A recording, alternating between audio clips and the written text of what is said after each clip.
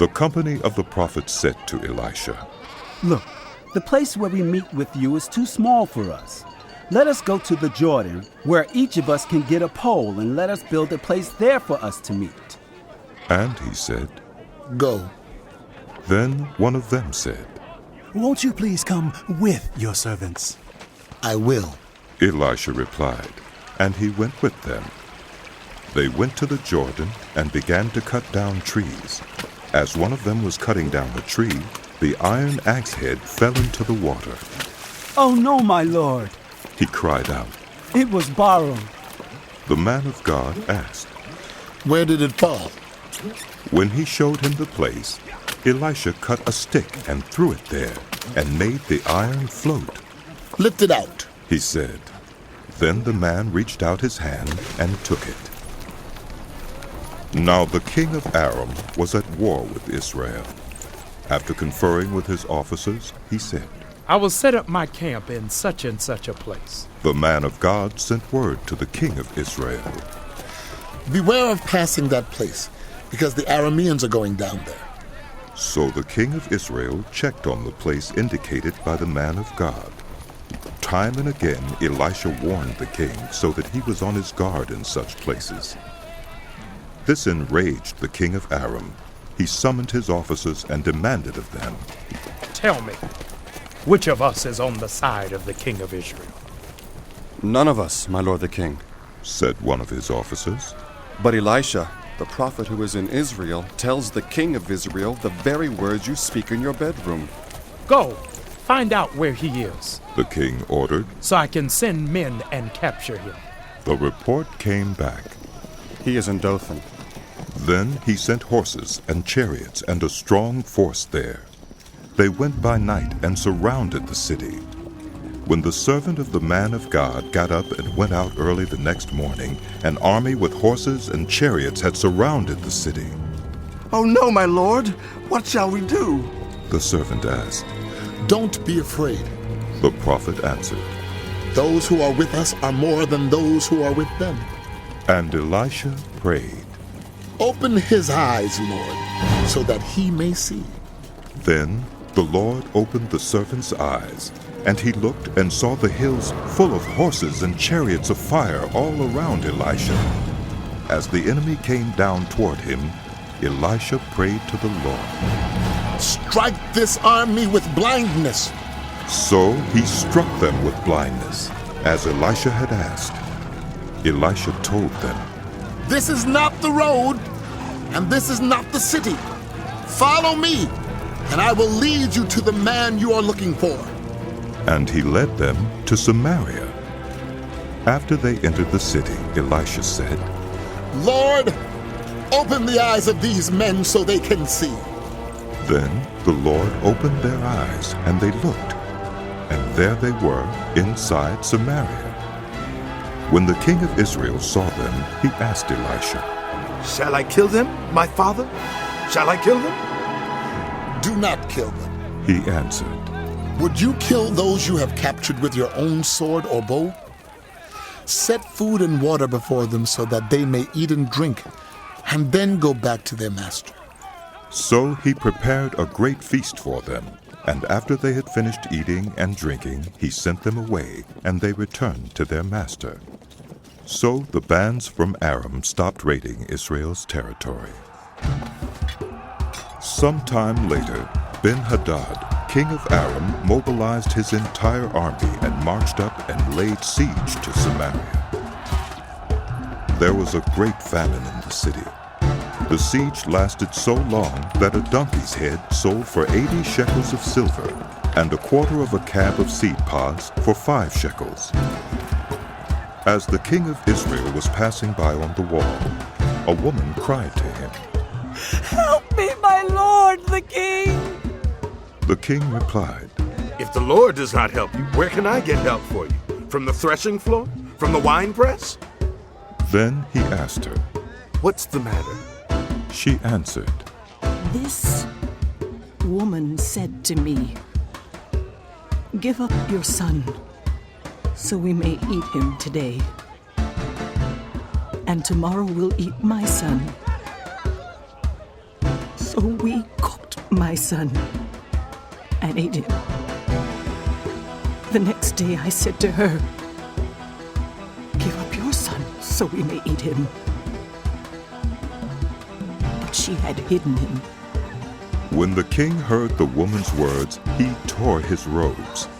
As he went along the wall, the people looked, and they saw that under his robes he had sackcloth on his body. He said, May God deal with me, be it ever so severely, if the head of Elisha, son of Shaphat, remains on his shoulders today. Now Elisha was sitting in his house, and the elders were sitting with him. The king sent a messenger ahead, but before he arrived, Elisha said to the elders, Don't you see how this murderer is sending someone to cut off my head? Look, when the messenger comes, shut the door and hold it shut against him. Is not the sound of his master's footsteps behind him? While he was still talking to them, the messenger came down to him. The king said, This disaster is from the Lord. Why should I wait for the Lord any longer?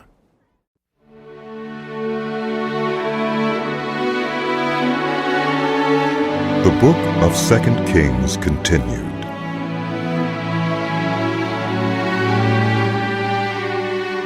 Elisha replied, Hear the word of the Lord. This is what the Lord says.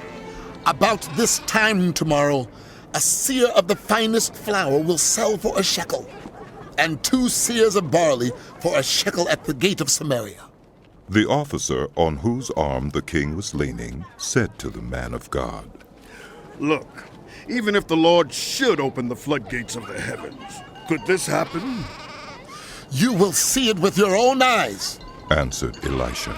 but you will not eat any of it. Now there were 4 men with leprosy at the entrance of the city gate. They said to each other, Why stay here until we die?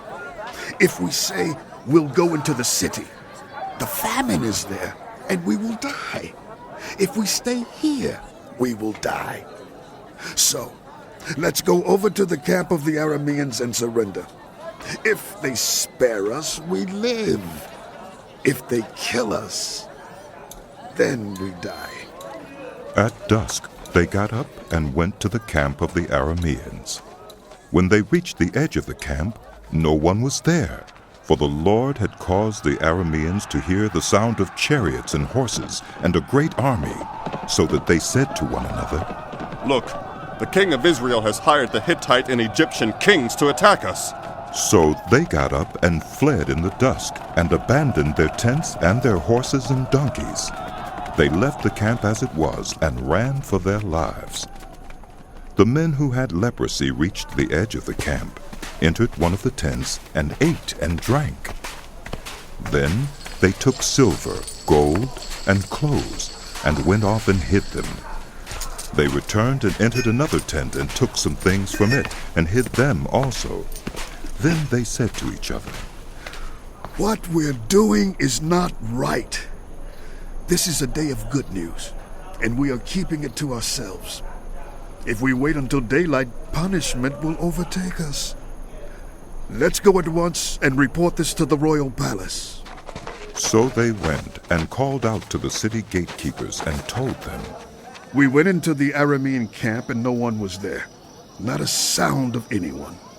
Only tethered horses and donkeys, and the tents left just as they were. The gatekeepers shouted the news, and it was reported within the palace.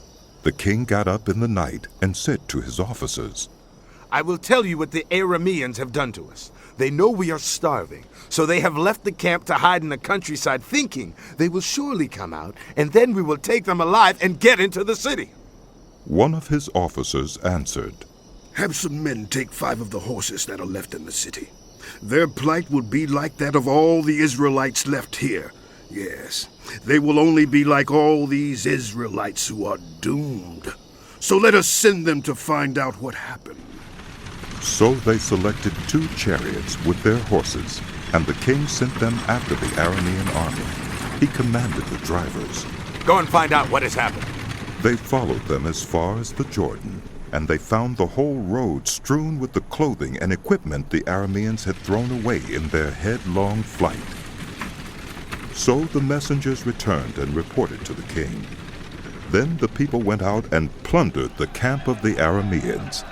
So a seah of the finest flour sold for a shekel, and 2 seahs of barley sold for a shekel, as the Lord had said.